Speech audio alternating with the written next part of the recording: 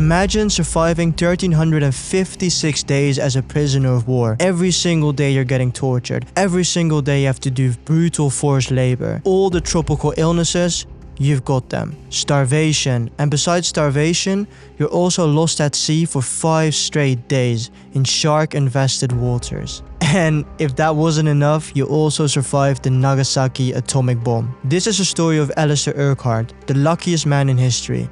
But besides being the luckiest man, he's also the toughest man in history in my opinion. This is a story that has just completely changed my mind about gratefulness. We've got no idea how good our life is. So read this book and it'll just be an eye-opener. So in this video I want to share the hardships of Alistair, but I also want to take away some key lessons. But before we start, I'm going to read you the review I left on this book. This book should be distributed by the government to every citizen to enlighten future politicians about the high cost of war. Okay, let's get into the video. Being born after World War I, he had a great understanding about the suffering of war. He understood the trauma that people experience after. His dad was a war veteran, and every single time there was thunder, his dad used to get a panic attack. So he knew when World War II started that this could end up horribly wrong for him. Alistair was a fan of playing sports. He played so many sports that I even wrote it down because there's no way I'm gonna remember that.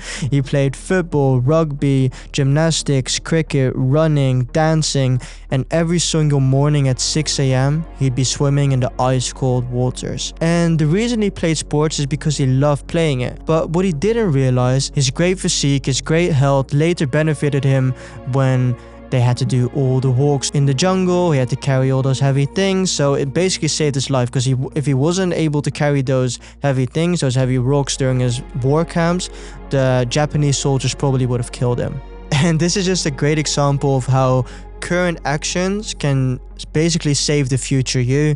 This is also one of the reasons why we read biographies, right? Because the lessons you learn from biographies, you might not use them right now, but you might have to use them in 10 years, and you'll be glad that you'll have the knowledge in your arsenal. At the age of 20, Alistair got sent to Singapore. He got sent to Singapore because he had to protect it, as Singapore was still a part of the British Empire, and Scotland too.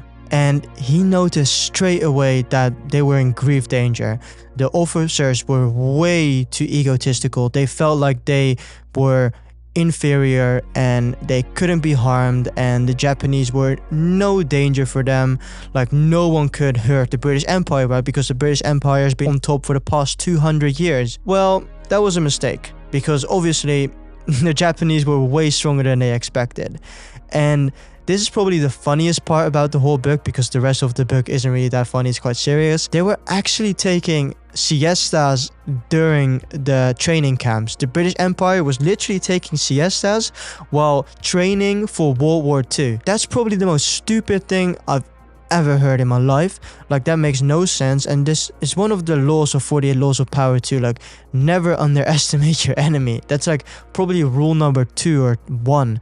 Like, it's such a basic rule, and it's just crazy that capable officers, or at least high-ranking officers, had no clue, and they were just so blinded by their own so-called greatness. But they thought wrong, because the Japanese were there to kill, and they were fierce and they were fast. So on the 16th of February in 1942, in 5 days, Japan conquered Singapore.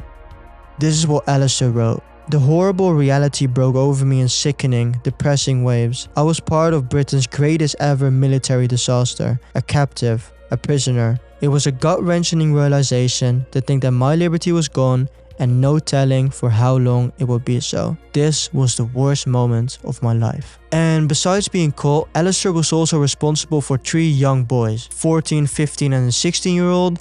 The youngest one, Freddie, was 14 years old, and he was there in Singapore while being captured.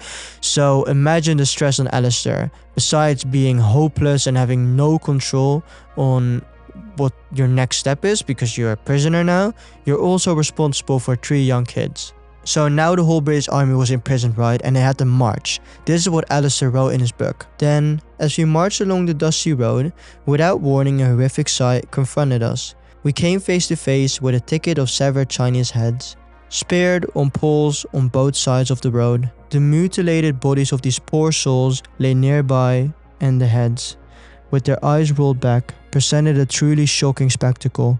The sickly sweet smell of rotting flesh smothered us. Fighting the instinct to be sick, I shouted to the boys to keep their eyes on the ground. Instead of getting massacred themselves, Alistair got sent to the deadliest railway of all time called Death Railway, and the boys got sent to a different camp. So the Burma Railway, also known as a Death Railway because so many people died, is a 415 kilometers railway basically through the jungle, and it was made so the Japanese could transfer their goods during World War II. And the crazy part about engineering this thing, because it's a big project, there was a British engineer and he basically visited the jungle years before World War II because he had the same idea. And they came to the conclusion that yes, it would be possible to create a railway, but too many people would die. And because that's morally not the right way to do, right? They didn't do it.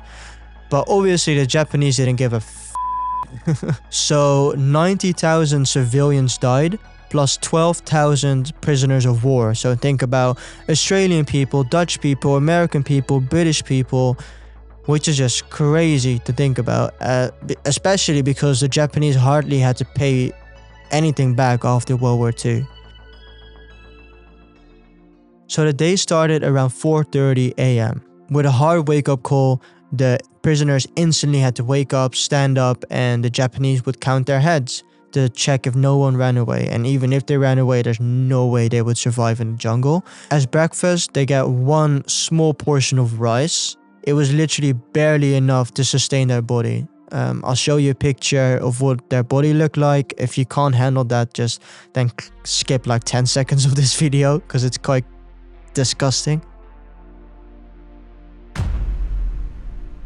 Their work was mostly just hard labor, so think about carrying heavy metals, digging holes, laying tracks for the railway. And if this wasn't hard enough, you're also doing it in the jungle, so you'd experience extreme heat, but you also experience extreme rain. If you weren't able to work, then that's your own problem, because there was still a minimum amount of work that had to be done. And if you weren't able to do that, then you just keep on working the whole night until the work is done, and then you're allowed to go back to the camp.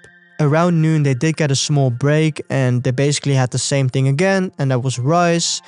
The Japanese never gave anything besides that, no vegetables, nada, zero.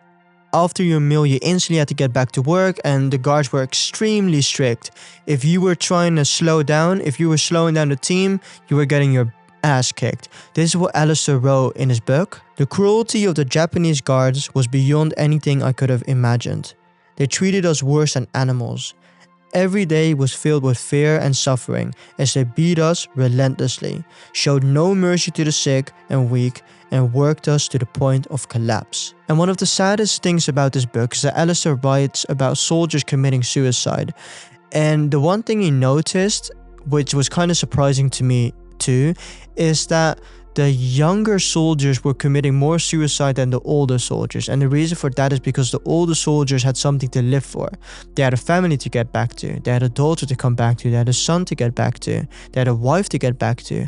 And the younger soldiers, they had their mom and dad, but that's about it. After working the whole day, they come back to camp around dusk, and they basically get the same thing as breakfast and lunch, rice. They get some free time to rest and provide to their wounds. The Japanese hardly delivered any medical goods, which is also a war crime. So there was this Australian doctor, and I'll talk more about him later on, but basically he injected just water into the veins of these sick soldiers, and because of placebo effect, they'd often get better, which just blew my mind. And then it was time to sleep. So after eating your rice and tending to your wounds, it was time for you to sleep. Sleeping was really difficult. Many soldiers had PTSD, nightmares, hallucinations. It was also hard to sleep because people were just screaming out of fear and people were just going crazy, obviously. Alistair managed to survive for 750 days. Whoa, 750 days. And after that, he got sent in the hell ship. We got crammed into filthy holds of cargo ships with hundreds of other prisoners. There was no ventilation and the heat was unbearable. We were given little food or water, and the stench from the overflowing latrine was overwhelming. Disease spread rapidly, and the Japanese guards were merciless, beating us for the slightest reason. The constant threat of Allied submarines and the fear of being torpedoed added to our torment. It was a nightmare beyond comprehension. The Japanese ship, nicknamed Hell Ship, was a ship where the Japanese basically transported prisoners of war. And the reason the prisoners of war were scared of being torpedoed is because, again, the Japanese committed a war crime. So you basically had to put like a red X on your boat and like showcase that you were transferring prisoners of war. And the Japanese didn't do that. They didn't care. They did do that for the boats with basically the Japanese on it, so the Japanese could like transfer themselves safely. But on the boats where the British, the Americans, the Australian soldiers were, they wouldn't put on an X. And because of this reason, the ship that Alistair was in got torpedoed by an American submarine. Alistair, along with hundreds of other soldiers, were trapped in the boat, and there was no way for them to escape. As the ship continued to sink, Alistair found a way to get on top of the deck. It was a scene of utter panic. You saw prisoners fighting with Japanese soldiers just to get in the lifeboat. People were looking for pieces of wood, just something to cling onto. Urquhart found himself adrift on the South China Sea. Thank God he found a shipwreck, and he clung onto it for 5 days. In those 5 days, he was fighting dehydration, extreme exposure to the sun, plus he was in shark-infested waters. Just sit for 1 second, just think about it. 5 days. 5 days. You know how long a day is, right? Like sometimes you're just enjoying your day and you're like, damn, this day is taking ages to finish, right? Imagine that for 5 single days, and you're not able to sleep because you know if you sleep, you might roll over and you might get eaten by sharks. So what happened after those 5 days? He got found by a Japanese ship. Of course, he was happy finally not in the sea anymore, but he was caught again, and again he was a prisoner of war. Surviving the coal mines required a level of endurance and resilience I didn't know I possessed. The conditions were horrific, but sometimes we found the strength to keep going, one agonizing day at a time. After being caught by the Japanese, Alistair got sent to a coal mine in Amuta. Amuta was near Nagasaki. Yes, that Nagasaki. During his time in the coal mines, Alistair realized that he wanted to spend the rest of his life dedicated to helping others. Dr. Wary Dunlop, the doctor we talked about that was the one injecting water in soldiers, he taught Alistair the basics. So he taught him how to clean wounds, he taught him how to identify illnesses. This is what Alistair wrote. I had thoughts of training as a doctor. If I ever go back to Scotland, I thought I was capable enough and had decided that I really wanted to help others. Great to see that even though he was going through extreme tough times, he still had a sense of dreaming about the future. He still had a sense of optimism. He still had a sense of, oh, my life could actually still get better. On the 9th of August 1945, America dropped the atomic bomb nicknamed Fat Man on the city of Nagasaki. The strange gust that had knocked me over was the hot breath of Fat Man, a nuclear weapon with even more destructive power than his cousin Little Boy. Unknown to us, we had entered the atomic age. The way home was just an emotional roller coaster for Alistair. On the one hand, he was finally free, but on the other hand, he felt a sense of pain because he survived, but his brothers didn't. His fellow soldiers didn't. He saw people beheaded. He saw people beaten. How is he ever going to live a good life with those memories? And this is also one of the crazy parts about this book, is that the Americans were stupid enough. Like, this is such a stupid thing to do. Like, you think, it's just so stupid. I'll tell you the story. So basically, on the way home, on the boat provided the soldiers an all-you-can-eat buffet. Sounds good, right? But obviously, the soldiers were starved for the past years, sometimes even 5 years. Their bodies can't handle that food. So this is just crazy. There were actually like a few soldiers that died on their way home. So imagine surviving 1500 days of imprisonment and then dying because you ate too many donuts on your way home. It's just sad. Just so sad. Alistair finally returned to his homeland, Scotland. His mum, his dad, everyone was there. They missed him. They thought he was dead for the past years. Besides the family being happy, they knew something had changed. They knew this wasn't the Alistair that left. the once so positive and happy young man came back as just a shadow of his former self. Adjusting to civilian life was probably one of the hardest things that Alistair ever had to do. You had the physical and you had the mental effects. The physical effects is that after all those years of starvation, he still wasn't able to eat when he came back. He was only able to eat like a handful of rice and sometimes like a little bit of greens, but that's about it. And on the psychological front, he was just completely traumatized. He'd walk alone in the streets for hours and hours and hours just to get away from home. And eventually, thank God, he did find a wife. And he was so scared of like hurting her when he was sleeping that he used to sleep in the living room on the couch, because his dreams, his nightmares used to wake him up and he'd just be like hitting around when waking up. So in order to protect his wife, he often slept on the couch. And I know I've said this many times in this YouTube video, but this is maybe the craziest part too, is Alistair didn't talk about his story until he was like 90 years old, I think. Like this book was published like a few years before he died, and I think he was 97 when he died. It was only just a few years ago. So he kept this all to himself. He never shared any of his pain. He never really wanted any gratitude from people. He didn't want any medals. Like, he wasn't bragging, never. He wrote this book out of anger for the Japanese. And at the end of the video, I'll read the quote about what his motivation was to write this book. But before I read that quote, I just want to mention a few things. First of all, please read the book, because there's no way I could have given you all the information in a YouTube video. I've left out many details, like his girlfriend Hazel that he met before the war, his love for dancing, the 15-year-old boy Freddie who he had to take care of, what happened with him.